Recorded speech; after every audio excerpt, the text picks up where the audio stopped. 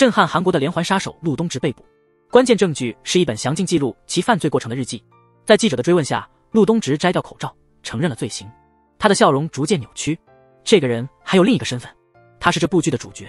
时间回到3个月前，私底下的东直是个热衷于侦探电影和小说的推理爱好者。虽然看了很多犯罪情节，但胆子特别小。他在一家基金公司做基层员工，每天加班替同事阿浩处理问题，偶尔鼓起勇气指出同事的投资报告有误，却被嫌麻烦的组长老孔斥责和辱骂。这个世界对东直并不友好，但他遇到饥肠辘辘的流浪汉，仍主动给他们送去自家烤肉店的传单，并告诉他们报他的名字可以免费吃一顿。可惜好心没好报，东直指出的问题投资报告让很多股民亏损，老孔和阿浩却把责任推给东直，准备让他背黑锅离职。不幸的事接二连三发生。在侄子的满月宴上，有些宾客因为这份投资报告亏了大钱，抓住东直大闹一番，原本的喜庆变成了悲剧。知道了事情的原委后，东直的父亲老陆痛斥他是个烂好人，一生都在为别人背锅，回首自己一生的善良却成了别人的笑柄。心灰意冷的东直决定结束自己的生命，遗书中满是对不起3个字，对不起，从生到死。好人陆东直的一生都在道歉。这时另一个关键角色徐仁宇出现了，他跟踪一个流浪汉进入公厕，用马桶盖击倒了公厕里的流浪汉，精神变态者正式登场。不久后，女警阿宝和她的晚辈阿秀巡逻时，在公厕外发现了流浪汉的行李。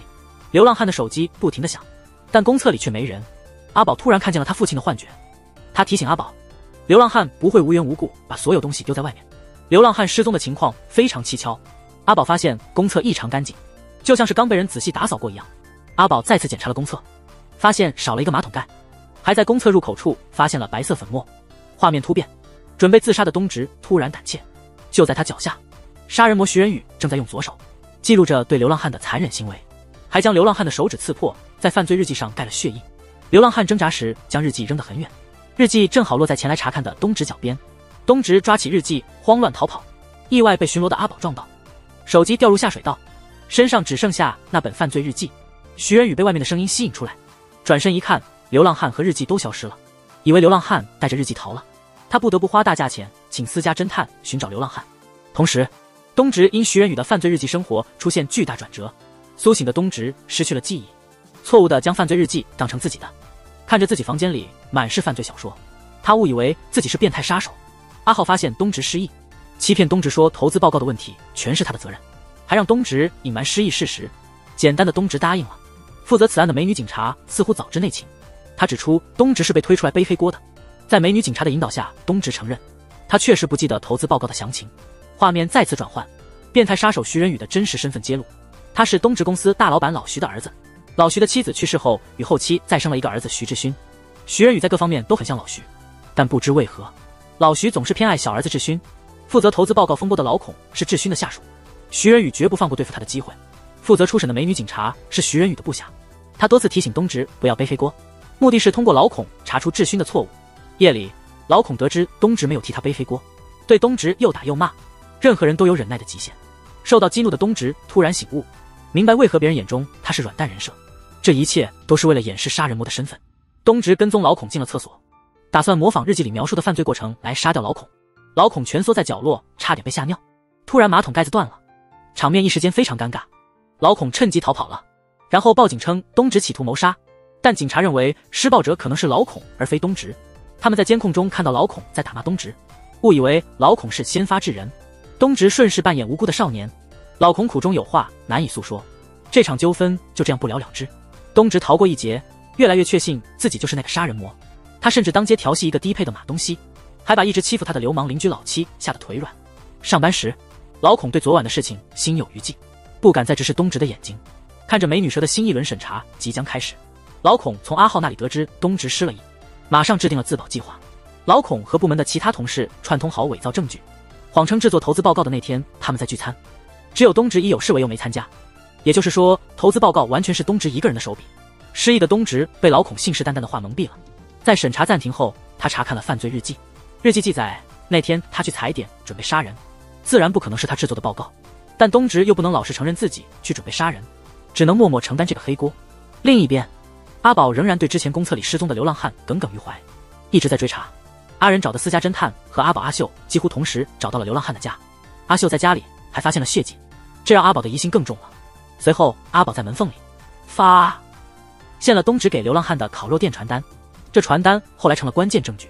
私家侦探将警察也在找流浪汉的消息告诉了阿仁，他意识到阿仁这次麻烦大了，所有人都在找的流浪汉是通过东直的传单来到了烤肉店。被袭击的那天，他看到东直拿走了犯罪日记，想利用东直手中的犯罪日记揭露变态杀人魔的罪行。流浪汉真的找到了东直，但东直喝了些酒后记忆混乱，误以为自己在失忆前已经杀了流浪汉，以为是鬼魂来报仇，利用自己的长腿优势，几步之内跳上了出租车逃走。可怜的流浪汉最终还是被阿仁抓到了。阿仁强迫他喝下掺了过量安眠药的保健饮品，逼他交出犯罪日记。流浪汉没有透露日记其实在东直那里，还想依靠那份日记翻盘，谎称日记在家里。回到家后急忙锁门，打算报警，但药效发作，他迷糊中昏倒了。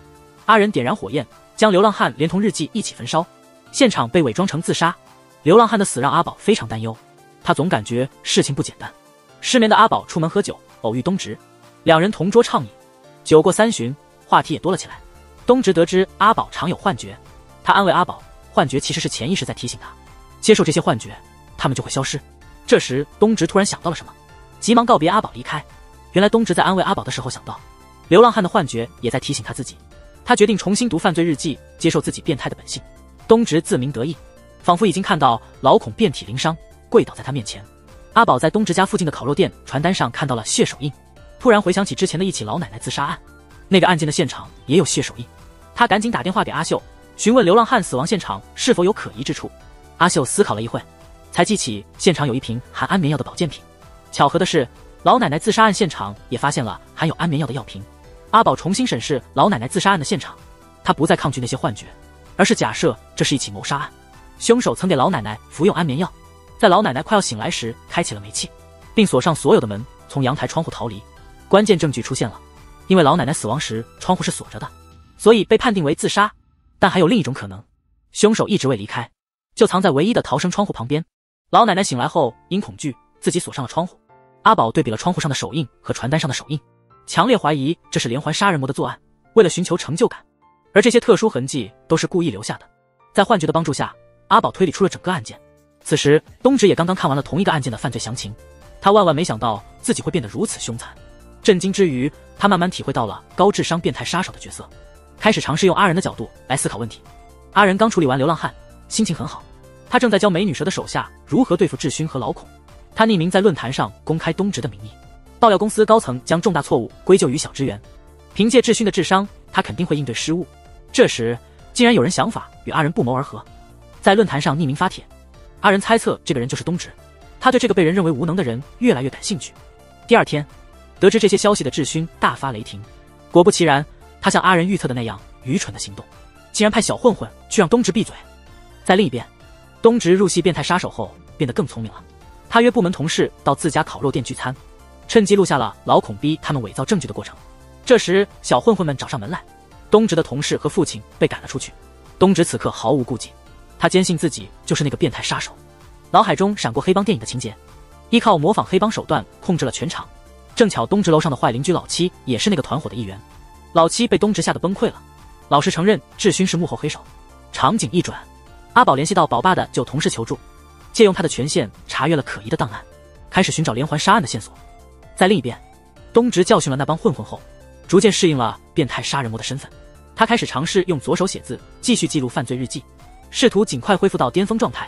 这是真正的变态阿仁，在自己的秘密室里拿出了一本全新的日记，表示犯罪还会继续。他和东直同时记录着各自的日记，两人也即将迎来一场对决。东直在自家烤肉店教训了智勋派来的混混，这个消息很快传到了美女蛇的耳朵里。他正苦于没有证据来对付智勋，立刻就假装好心前来找东直，表示要帮他主持公道。但东直故意装傻，什么也没透露。东直应付完美女蛇之后，他心里已经有了一个真正的计划。他被阿仁的犯罪日记影响，以为自己就是杀人魔，坚信自己就是那个变态杀人狂。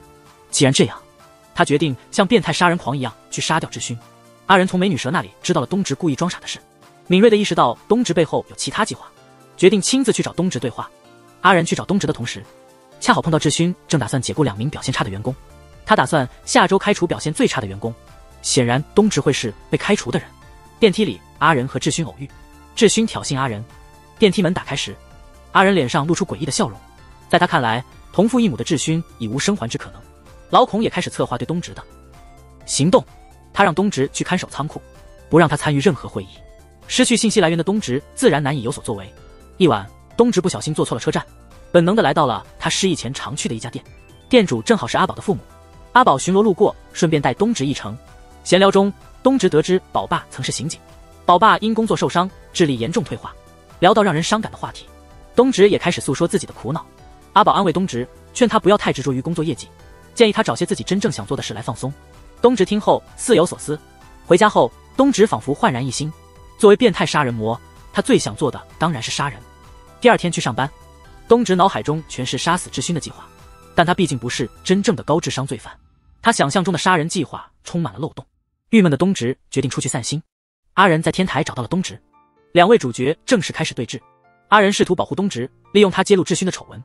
阿仁推荐东直一只肯定会暴涨的内幕股票。东直没有认出阿仁是公司高层，误以为他是来推销股票的同事，应付了几句后就转身离开。阿仁没想到东直不认识他，还以为东直对任何人都会这么对待，保持着一种不卑不亢的态度。对阿仁来说，东直有一种致命的吸引力，就像山菜对道明寺那样。阿仁继续向东直强调内幕股票一定会涨的理由，但东直已经把他误认为是普通同事，还以为阿仁是因为业绩压力大来寻求帮助，心软了，答应去买阿仁推荐的股票。两位男主角因此牵手了，有洁癖的阿仁就这样失去了初恋。另一方面，东直的姐姐看到有关工薪阶层自杀的新闻，马上想到了胆小的东直，打电话关心东直，问他需不需要帮助。东直让姐姐买一些阿仁推荐的内幕股票，这是为了帮阿仁做业绩。姐姐误以为东直需要业绩，急忙联系老陆。老陆联系登山俱乐部的邻居们帮忙支持东直，邻居们也开始联系亲友，大家为了支持东直疯狂买入内幕股票。这场误会越闹越大，东直还在忙着跟踪智勋，记录他的出行习惯，为杀人计划做准备。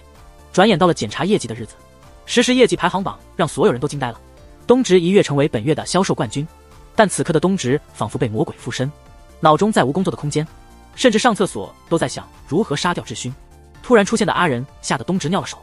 阿仁说他有比内幕股票更大的好事，邀请东直一起喝酒详谈。东直以为阿仁因为猜对一只股票就骄傲了，直接拒绝了阿仁的邀请。阿仁感到非常困惑，郁闷的阿仁叫美女蛇一起喝酒。美女蛇误以为阿仁是因为泡妞失败才生气。阿仁严肃地问道，你觉得我是会因为女人而失态的人吗？这句话意味深长，大家可以仔细思考。阿宝受到近期自杀案的影响，怀疑有高智商罪犯把谋杀伪装成自杀，但当他走访死者家属时，对方都不愿谈及。这时阿宝接到了一个报案，一家密室逃脱店里有一个变态，这个变态就是东直。原来他为了找杀人灵感，特地来玩密室逃脱。他在密室里表现得太入戏，吓得店主报了警。出警的阿宝和阿秀只当是东直来发泄压力。东直因为那个烂好人的形象，无论走到哪里都没有人怀疑他。分别时，阿宝提醒东直不要冲动，要冷静，提醒他杀人藏尸可不是件容易的事。这时，东直又开始沉浸在阿仁的变态思维中。他补充说，真正可怕的杀手绝不仅仅是杀人藏尸那么简单，他们会有选择的猎杀猎物，通过杀人来传递某种信息。和阿宝告别后，东直心情大好，他已经想出了杀死智勋的完美方法。而阿宝受到东直的启发，决定重新研究自杀者的规律。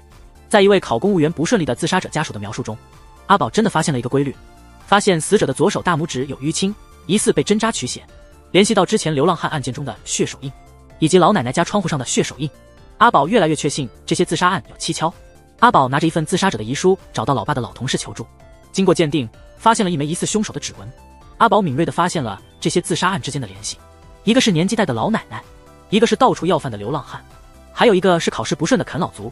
这个凶手把自己当成了上帝，随意宣判那些他认为没有价值的人的死刑，而留下的血手印则是凶手的标志。第二天，东直在上班时遇到了阿仁，阿仁警告东直不要冲动报复智勋，还恐吓东直说如果不加入他的阵营就要有计划的行动。阿仁的恐吓激发了东直的变态模式，东直紧握阿仁的手，冷冷地说，别惹我，你会受伤的。电梯门开了，东直若无其事地离开。阿仁看着东直的背影，感觉仿佛看到了自己，他不由自主地开始颤抖。转眼间天就黑了，卑鄙的智勋又开始策划赶走东直的阴谋。先是让阿浩弄脏东直的衣服，趁东直去卫生间清理的时候，老孔趁机拿东直的手机偷拍女同事美珠。等东直回来后，他们联手指责东直偷拍并骚扰女同事，有人证也有物证。老孔威胁要报警，让东直名誉扫地，明摆着要他自己走人。东直很清楚美珠也受到了智勋的恐吓来演这场戏。这时的东直产生了分裂，我很内疚，为把无辜的美珠也卷进来了。变态的一面让他感到很有底气，他直接放话让老孔随便报警，东直完全进入了阿仁的角色，他希望智勋在原地去世3000次。东直来到了智勋每晚都会去的会所，伪装成服务生给智勋的司机送去了掺了泻药的饮料。有一刻，东直的口罩被人碰掉了，幸好司机只是随便看了一眼，没有在意。药效发作后，司机被困在卫生间里，东直偷了衣服溜到车上伪装成司机。等到智勋喝醉上车后，东直骗他喝下了迷药，智勋彻底失去了反抗的能力。本集的尾声，东直把智勋带到了一个偏僻的厂房，他已经变成了阿仁的化身，他将以行刑者的身份结束智勋的生命。东直万万没想到，真正的杀人魔阿仁已经悄悄跟了过来。另一方面，在女警阿宝的努力下，掩盖在自杀案背后的谋杀案也开始浮出水面。阿仁挑选猎物的标准，故意留下的血手印，还有多年前的一枚指纹。一场狩猎和反狩猎的激烈对决已经开始。东直绑架了嚣张的智勋，这时阿仁正在不远处好奇地观看这一幕。东直模仿《电锯惊魂》的场景，和智勋玩起了问答游戏。东直的第二个问题很有意思：农夫带着狼、羊和洋白菜过河，每次坐船只能带一样，如果农夫不在，山羊会吃掉洋白菜，而狼会吃掉山羊，如何安全地把所有东西带过河？智勋的答案被一一否定。原来东直根本没有准备完美的过河方案。食物链的顶端不是农夫，而是狼，所以狼会吃掉一切，这才是正确答案。这个不合逻辑的答案让阿仁想起了过去的一段经历。他的房间曾经分配给刚出生的智勋，阿仁差点杀掉智勋来夺回自己的房间。老徐告诉他，人生本来就不公平，真理只掌握在强者手中。这时东直问出了最后一个问题，他为什么要绑架智勋？智勋误以为绑架者是阿仁派来的，他苦苦哀求东直不要冲动，阿仁是首个会被怀疑的人，如果他死了。就在那时候，突然发生了意外，智勋剧烈挣扎，不小心踢倒了脚下的椅子，结果被吊起来了。在烂好人本能的驱使下，东直放弃了他一直想做的杀人计划，他急忙救下了智勋。智勋的求生意志战胜了东直动摇的杀意，他拼命奔跑，最终跳上一辆出租车逃脱了。东直懊恼不已，阿仁却露出了疯狂的笑容，然后他再次消失在黑暗中，无影无踪。第二天，智勋语无伦次地向家人讲述自己的绑架经历，但因为智勋有吸毒的习惯，家人都认为他是在吸毒后产生的幻觉。狡猾的老徐开始怀疑是阿仁绑架了智勋。东直的一时冲动，让老狐狸和小狐狸的关系再次紧张起来。与此同时，犯罪日记上的死者开始出现在东直的梦中，他们指责东直只敢欺负弱者，却没有勇气去对付真正的坏人。被噩梦困扰的东直一度想要自首，他还没来得及报警，阿宝就找上门来。东直以为自己的绑架行为已经暴露，所以他干脆承认了。但由于东直只说是他做的，并没有具体说明做了什么，结果阿宝误以为东直承认了偷拍，实际上阿宝是因为接到老孔的报警而来。老孔报警称东直前一晚偷拍了女同事美珠，知道这是一场误会，心累的东直也没解释，任由警察带他走。结果在公司楼下被智勋袭击，原来智勋的司机根据记忆画出了东直的样子，是气愤才来报复的。此时美珠的负罪感爆发，他指认是智勋逼他嫁祸东直偷拍。有人立刻拍下了这一幕并上传到了网上。老徐看到新闻后表情凝重，他只能让智勋暂时禁足。至于那个本来就没人相信的绑架案，也为了集团形象被压了下来，东直因此安全了。但阿宝的情况并不乐观，他对多起自杀案的怀疑缺乏物证，因此没能获得立案调查。一天晚上，东直偶遇了情绪低落的阿宝，他们互相鼓励。东直把自家的烤肉送给了阿宝，结果这一送出了问题。回家后，阿宝通过烤肉上的包装认出，东直家开的烤肉店就是那个流浪汉死的地方附近发现的烤肉店的传单。阿仁也在注意东直，他误以为最近的事都是东直自己策划的。变态杀人犯阿仁突然觉得找到了一个高智商的同类，他发誓一定要抓到东直。第二天去上班，东直到办公室发现阿仁被同事围观，他以为阿仁又来推销股票，正准备把阿仁拉走，却发现老哥很稳，于是我就出手了，上演了一出我啦啦啦的拉郎配戏码。阿仁满脸笑容，心里觉得东直真不错，这么大胆，我很喜欢。东直得知阿仁是公司的太子爷，还要接替智勋管理东直的部门，两人从此频繁见面。东直羞得恨不得当场咬死自己，阿仁却很高兴，当场宣布要升职东直。晚上同事举办欢迎会欢迎阿仁，东直心事重重，正想偷偷离开就被阿仁堵住了。阿仁对东直说，他们是同一类型的人，明天抽时间跟他一起去个地方，不去就杀了东直。东直坚决反对办公室恋情，心里决定放阿仁鸽子。欢迎会结束后，东直从同事阿浩那里无意中得知自己失忆前曾写下遗书。东直越想越疑惑，一个残忍的变态为什么会想自杀？另一边，阿宝去烤肉店打探消息，得知东直曾经教训过流氓团伙，还可能假装失忆。阿宝越来越怀疑东直，他打电话试图套东直的话，东直以身体不适在家休息为由推脱。挂掉电话后，阿宝就看到东直在街上快步行走，他明显在撒谎。阿宝决定跟踪他。他就这样跟踪到了流浪汉出事的公厕。原来东直也因为遗书的事开始怀疑失忆那天的其他隐情，特地来到犯罪日记提及的公厕寻找记忆，结果受到混乱的记忆冲击，东直跌跌撞撞地从公厕冲出来，差点被阿宝发现。随后东直给阿宝打了个电话，说有事要问，两人约好见面。见面后，东直直接切入主题，那本红色日记本真的是东直的吗？阿宝一开始就认定现场只有东直一个人，所以日记本也只能是他的。阿宝随后询问东直关于同一天失踪的流浪汉的事情，他希望通过东直的日记本找到当天的线索。就在此时，阿仁突然打电话让东直去赴约，东直借此机会溜走了。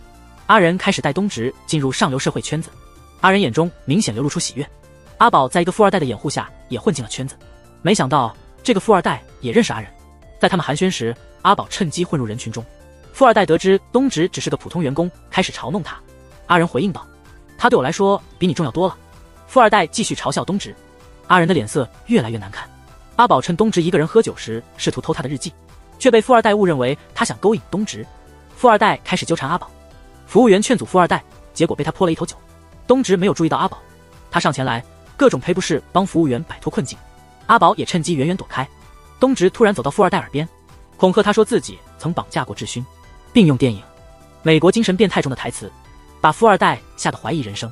这次经历让东直误解了自己为什么没有杀掉智勋，他以为是因为自己厌倦了杀戮，所以这些胆小怕事的人无法激起他的杀意。富二代颜面尽失，匆忙离开，却被阿宝拦住。在阿宝的逼迫下，富二代重复了东直的话。东直的变态杀手身份让阿宝极为震惊。紧接着，剧情达到了迄今为止的高潮。东直对富二代的时而讨好时而变态的表现，让阿仁更加确定这是个影帝级别的狩猎者。阿仁表露出对弱者的厌恶，他邀请东直加入他的狩猎活动，但东直误认为自己不再杀人是因为厌倦了狩猎，他直接拒绝了阿仁的邀请。被多次拒绝的阿仁拉住了东直，东直包里的犯罪笔记不小心掉了出来。阿仁看到后不敢相信，缓缓上前捡起犯罪日记。这时东直也来抢属于他俩的红色小本本，一人单膝跪地，一人低头凝视，两人手里握着一本红色小本本。这是求婚还是结婚登记啊？在惊变地级开头，东直问智勋有没有完美的过江计划，最后却出了个狼吃掉一切的解决方案。那一刻，他和阿仁的思想一致了，道德和法律已经无法约束他们。思想是会欺骗人的，但身体的本能是不会骗人的。东直还是无法坐视不管智勋被吊死，体弱的智勋也在生存本能的驱使下展现了惊人的逃跑速度。东直误以为自己是杀人狂，但他内心的好人本质正在悄悄纠正这一点。每次争吵时，他都提醒自己要伪装成好人，避免暴露自己。他强行解释不再狩猎弱者。变态杀人魔东直正在逐渐回归到好人东直，但阿仁肯定不会给他这个机会。女警阿宝从富二代那里得知东直言辞激烈且变态，他似乎承认了自己是变态杀人魔的身份。更激烈的剧情还在后面。阿仁发现自己丢失的犯罪日记竟在东直手中，东直淡定地归还日记，并向阿仁道别。这一幕让阿仁震惊到全身颤抖，呼吸急促。这时阿仁已经有了杀意，脑海中回荡着一个声音：马上杀了东直，抢回日记。电梯门缓缓打开，东直不知去向。阿仁咬牙切齿，面目狰狞。另一方面，东直刚刚碾压了富二代，逐渐摆脱了犯罪日记的影响。他厌倦了欺负弱者，想要变成一个守法的好人。度过了一个惊心动魄的夜晚，阿仁开始调查犯罪日记丢失前后东直的行踪。他在公司遇到了东直，东直依旧像个傻子一样。阿仁认为东直又在装傻，这个高智商的罪犯完全被蒙在鼓里。他不明白东直手握犯罪日记为何不告发他，只好私下请侦探监视东直。阿宝也在监视东直，一时间东直成了众矢之的。场景一转，东直的弟弟东灿在学校被校霸敲诈和欺凌，恰好住在东直楼上的社会人老七路过，老七见义勇为大喝一声，结果被打得很惨。事后东灿还是很感激老七出头帮忙。这时候东直刚好回家，撞见了他们两个。东灿并没有期待哥哥去教训那些校霸，一言不发的就走了。东直听老七说东灿被人欺负了，一怒之下恶气冲天，决定去找校霸理论一下。校霸本来也算讲理，带着一帮小弟准备用拳头跟东直讲道理。东直在小巷里模仿电影里的反派台词，可惜那些不良少年根本不理会。这就像是诸葛亮的空城计碰上了莽撞的吕布，东直的计划彻底失败了。阿仁请的私家侦探远远地看着这一幕，完全看不懂东直的奇怪行为。巡逻的阿秀本想上前阻止，却被阿宝拦住。阿宝坚信东直很快会露出真面目。东直本想动手教训这些小混混，但他内心的善良又让他找到了不动手的理由。我是高级捕食者，欺负这些小角色实在是太失格了。东直一次又一次被打倒。东灿听同学说后赶紧过来，甚至下跪求情来保护东直。眼看局势越来越失控，阿宝和阿秀最终还是出手了。老七也及时赶到帮助东直，所有不良少年都被带到了派出所。接下来的剧情也在意料之中，那些孩子的父母一味指责警察和东直，甚至试图用关系来威胁派出所放人。阿宝忍无可忍，终于发表了一番精彩的言论。这是一场多人参与的暴力事件，2位警察都可以作证，别磨蹭了，这是确凿的证据。未成年不应该是做坏事的借口。既然你们不打算好好教育孩子，那就由我来教他们一课。在他们变成怪物之前，富二代那晚也约了阿宝。他发现东直威胁他的话都是电影里的台词，这样看来东直所谓的绑架质询也是假的。阿宝回想起东直挨打的情形，感到很后悔，误解了东直。阿仁从侦探那里听说了东直白天的表现，他越来越不明白东直的怪异行为。在家庭聚餐时，老徐又提起旧事，怀疑是阿仁害了智勋。阿仁强忍着想要暴怒的冲动，但富二代的一个电话，最终让他释放了内心的野性。富二代来找阿仁，让他开除东直来出一口气。阿仁被富二代的威胁激怒了，他按下暗门，打开了一个秘密的房间。富二代好奇地看着，看到满房间的武器后，他的好奇心马上没了。但为时已晚，他最终被阿仁这个黑暗的暴君杀害。更恐怖的是，阿仁杀人不是一时冲动，他叫私家侦探来处理富二代的车，然后潜入监控室删除监控录像，最后还匿名给记者发邮件揭露富二代的贪污。第二天，各大媒体头条都是富二代涉嫌贪污，报道说他已经潜逃。这样一来，一起谋杀案就变成了另一起案件，大家都以为富二代还活着。阿仁的手段非常高明，同时宝爸的老同事眼镜来看望他，他这次来还有另一个重要的目的，提醒阿宝检查几起自杀案的日期。连环杀手通常在作案手法和时间上有规律，可惜阿宝怎么找也找不出日期之间的规律，反倒是在和东直放松的时候，利用东直作为基金经理的经验，发现这些日期和特定的股票走势相关。根据这个规律，月日可能还有一起未被发现的案件。经过调查，阿宝找到了一起7月8日的失踪案，他拉着东直一起去调查。在那个失踪发生的工厂，阿宝遇到了一个自称阿拉赫的蒙古工人，他正想从他那里问出更多信息，工厂老板突然来打断了调查，然后阿宝接到任务先离开了。东直偷偷潜回工厂继续调查，他意外看到工厂老板在打阿拉赫，要求他对工厂的自杀案保持沉默。阿拉赫坚称死去的工人阿九不是自杀。听到这个名字，东直突然记起犯罪日记上的记录，时间、地点、姓名全部对上了。东直这才意识到阿九是他以前杀的猎物，阿宝追查的连环杀手正是他，陆东直。夜里，阿宝给工厂员工宿舍打电话，却被告知没有阿拉赫这个人。工厂里唯一的蒙古人叫新日古西。阿宝感到不对劲，他用翻译软件一查，发现阿拉赫在蒙古语是杀人的意思。他立刻赶去找东直分析案情，他不断打电话给东直，但他一直没接。此时东直误以为自己是阿宝追查的连环杀人犯，内心惶恐，他不敢接电话。突然门铃响了，东直通过猫眼看去，却看不到任何人。他满脸疑惑地走出门外查看，不知道门后隐藏着手持凶器的阿仁。变态杀人魔阿仁正式出现。阿仁深夜前来，企图抢夺东直的犯罪日记。阿宝也到东直家，想分享调查的进展。阿仁及时收手，差点被发现。阿宝对东直说，他在工厂调查时，一名蒙古工人提到了重要信息，那工人用蒙语提到了杀人事件。东直和阿宝约定明天一起再去工厂。阿宝离开后，阿仁跟踪到他家的餐厅，似乎在策划某个恶毒的计划。东直在犯罪日记中发现了未被发现的命案，受害者阿九在临死前被迫写下遗书，这起谋杀案被伪装成自杀。东直怀疑他的杀人过程被新日古西撞见，他决定秘密去杀掉新日古西灭口。他刚下楼就遇到了迷弟老七，老七坚持要当东直的司机。老七一直误以为东直是指打击悍匪的正义英雄，受到东直的影响，也想为正义做点事。到了工厂，东直单独去见新日古西，古西误以为东直是警察，便把他知道的事情都告诉了东直。阿九死后留下了一封指责工厂老板的遗书，为避免麻烦，老板和古西秘密处理了尸体，还威胁古西不许他乱说，这导致了命案被当作失踪处理。古西用的韩语是阿九教的，他对阿九的字迹很熟悉。阿九在遗书中使用了不寻常的措辞，古西因此推断阿九绝非自杀，而是有隐情。东直承诺会彻查此案，他带走了遗书，叮嘱古西不要向任何人提及此事。回家后，东直销毁了阿九的遗书。第二天，东直和阿宝去工厂继续调查，工厂老板故意敷衍，全程装傻。阿宝偷偷找古西想套话，但被东直搅局，未能成功。工厂老板发现他们不死心，直接报到了派出所。阿宝无法继续隐瞒，只好向领导坦白自己正在调查一名连环杀人魔。领导对此大为光火，严厉斥责阿宝。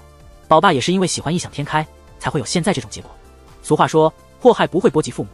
阿宝当场怒了，回去了，他将面临无限期的停职。晚上，阿宝和东直分享了彼此的心事，谈到了宝爸8年前在侦查案件时脑部受伤，看着生活无法自理的宝爸和同样受累的宝妈，阿宝也曾想过不要像父亲那样过于执着，但作为警察的责任感总是驱使他站在最前线。东直安慰阿宝不要太担心，社区民警主要解决居民的日常问题，凶杀案应由重案组的人处理。在东直的安慰下，阿宝擦干了眼泪，感到压力减轻了。阿仁雇来的私家侦探报告了2人当天的行踪。阿仁了解到阿宝从一个流浪汉的死亡调查到阿九的失踪案，东直手中的犯罪日记明确记录了犯罪过程，证据确凿，但警察却没来逮捕他。阿仁认为这只有一个可能，东直和阿宝不知道犯罪日记的主人就是他。第二天，阿仁以普通客人身份进入餐厅接近阿宝，这时宝爸宝妈遛狗回来，宝爸一看到阿仁就吓得尿了裤子，这不是比喻，宝爸确实尿了裤子。阿仁利用他的关系让宝爸被安排进特殊病房，医生说宝爸似乎受到了很大的刺激。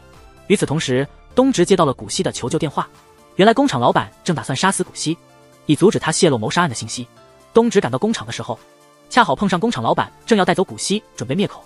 东直的脑海中闪过《闪灵》这部恐怖电影，紧接着情景仿佛重现了电影中的经典场景，一时间工厂老板手足无措。此刻东直附身变态救下了古希，他让古希先去找地方躲避，自己则拿起武器开始追捕工厂老板。经过一番混战，就在东直即将完成首次杀人时，接到古希报警的警察终于赶到现场，东直因此被视为拯救外籍劳工的英雄。同时，阿宝在感谢阿仁帮忙安排宝爸入院。突然接到工厂出事的消息，阿仁立刻提议速度行动，亲自驾车送阿宝前往现场。2人刚见到东直，却被另一发现吸引了注意力。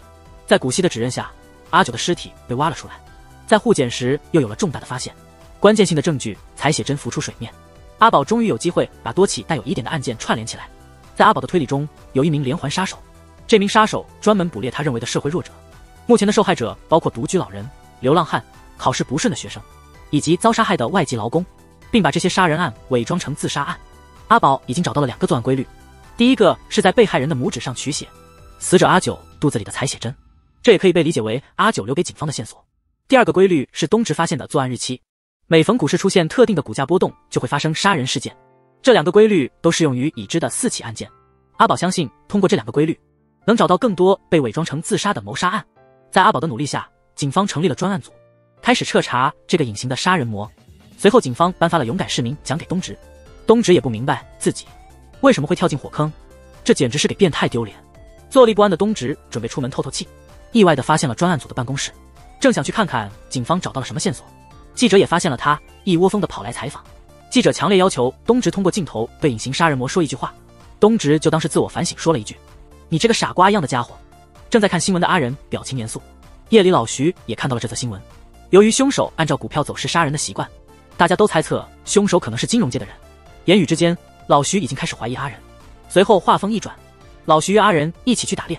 这时浮现了一段父子间的往事。每次打猎，老徐都喜欢喝新鲜鹿血，志勋非常反感，阿仁则表现出浓厚的兴趣，一饮而尽，像老徐一样享受。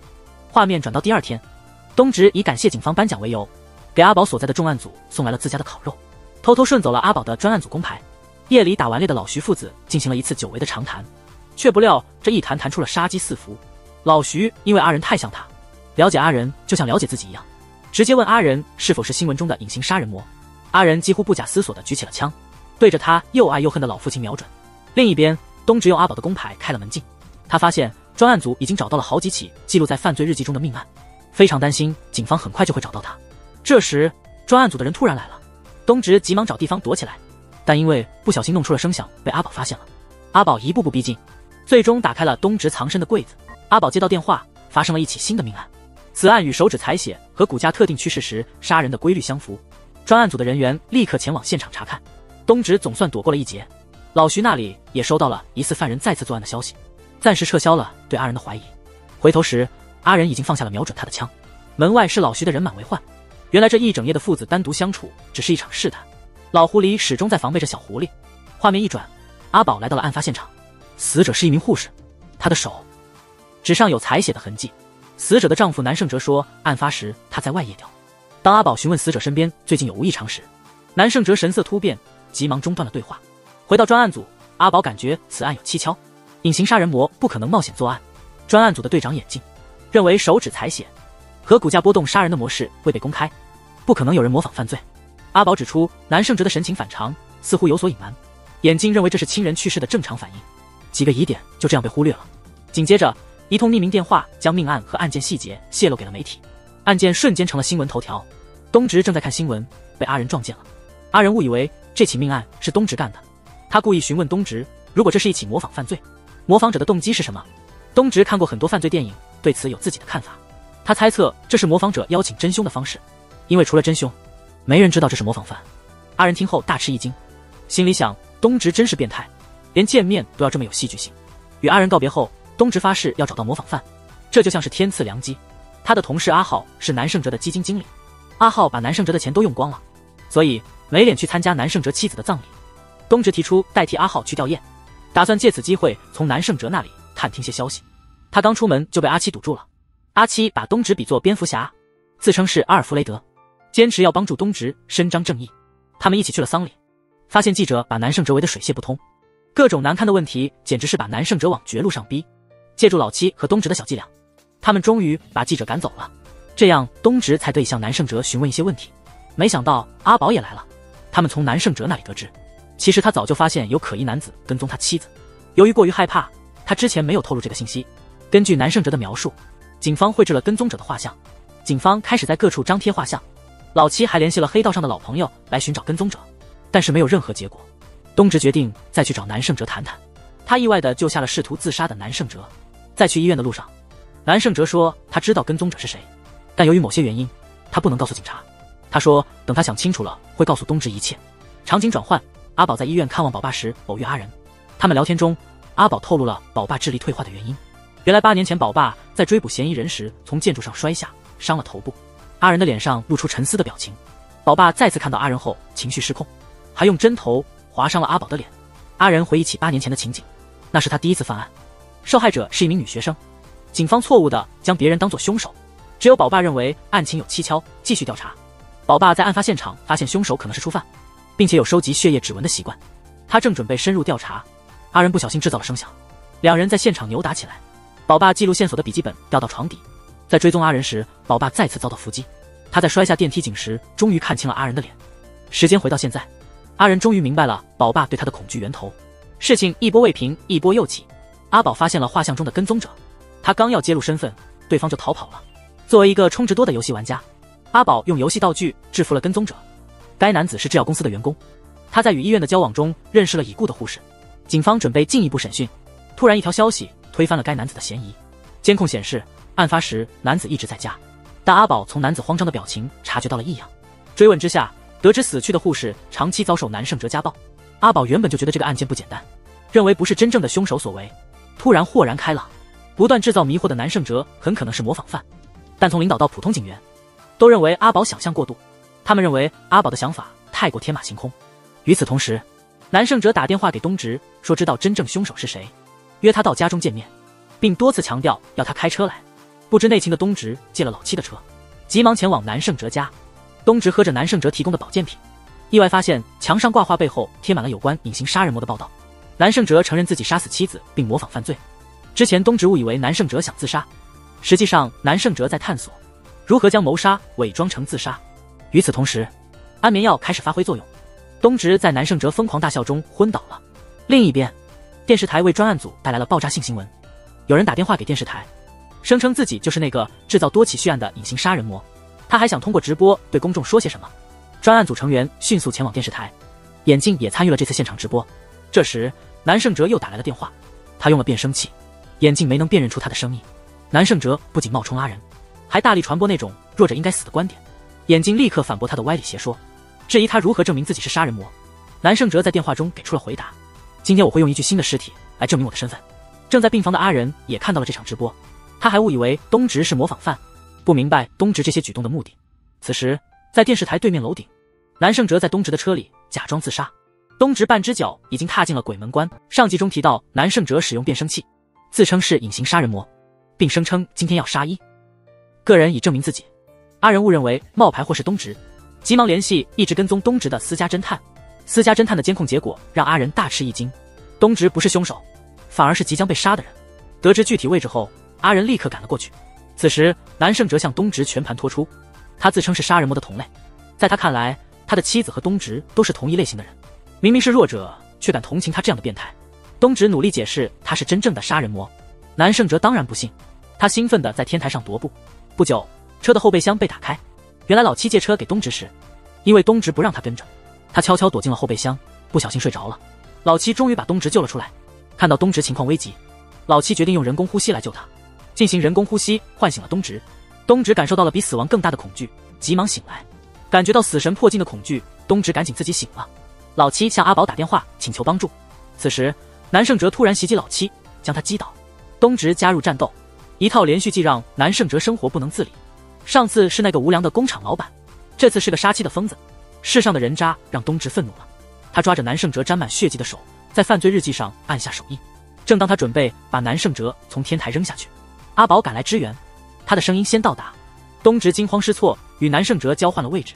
当阿宝到达时，东直正要从天台坠下，阿宝及时抓住他的头发，将他救下。南胜哲趁机逃走。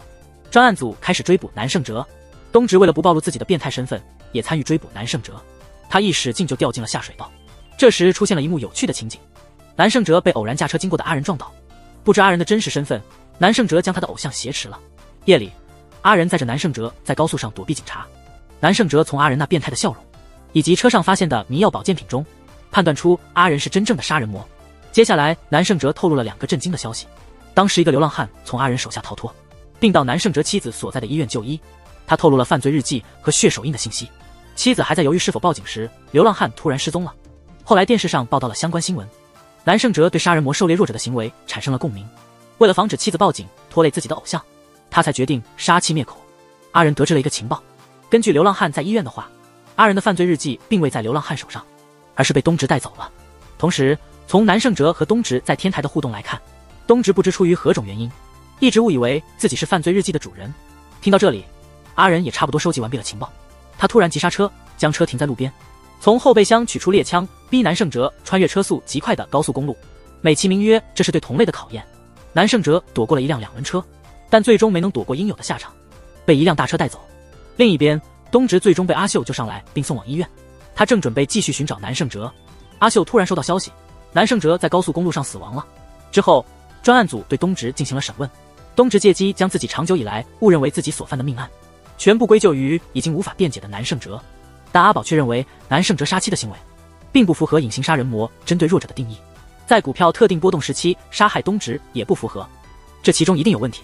东直赶忙装作头痛，从而结束了这次审问。在随后与警方高层的会议中，眼镜断定南胜哲就是隐形杀人魔。阿宝坚持认为南胜哲杀妻是模仿犯罪，并指出了他发现的疑点。警方高层却认为阿宝在胡乱猜测，本质上他们更担心杀人魔长时间未被抓获，舆论压力太大，因此选择了草率结案。另一方面，阿仁把宝爸转移到隔离病房后，特意安排人监视宝爸的一举一动，许多烦心事终于都解决了。现在只剩下仇人陆东直，阿仁开始调查东直的行踪。巧合的是，阿宝为了感谢阿仁，邀请他到店里喝果汁。阿仁趁机套出了阿宝与东直认识的过程。阿仁得知东直在被警车撞后失忆，时间恰好是阿仁丢失犯罪日记的那一天。他终于明白东直因为失忆误解了他的犯罪日记，才错认自己是日记的主人。阿仁打算假装不知道东直的失忆。阿宝知道东直不想让人知道他失忆的事，答应隐瞒今天的谈话内容。美女蛇的汇报也证实了阿仁的猜测，秘密调查显示东直确实失忆了。阿仁高兴过头，追尾了前车。下车赔偿时，他忍不住露出邪恶又变态的笑容。追尾的车主被吓傻了。夜里，阿仁用钱打发了私家侦探。就在阿仁以为他的对手只剩下那个小仇家时，新的突发事件又发生了。第二天，阿仁突然接到医院的通知，宝爸竟然逃出了医院。阿宝得到消息的时候，正好东直来看他，两人又是调监控，又是开车，又是徒步，总算在公交车站找到了宝爸。靠着镇静剂的效果，让宝爸安静了下来。把宝爸送回医院后，阿宝和东直一起发现了不对劲的地方。宝爸打算坐的公交车是开往京畿到广州的。8年前宝爸遭遇的事故就发生在广州的一家废弃医院。